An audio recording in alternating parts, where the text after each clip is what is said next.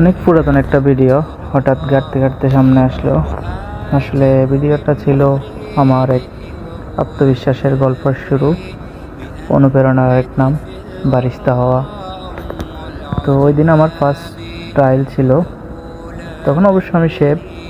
তো এখান থেকেই শুরু। এটা হচ্ছে কাতার বিলাজি মহল, অনেকে চিনব। তো আজকে এখান থেকে এ পর্যন্ত। ওই দিন আমার জন্য এই জিনিসটা ছিল একটা ড্রিম, স্বপ্ন। আসলে কখনো ভাবি নাই নিজে এভাবে কফি বানাতে পারবো।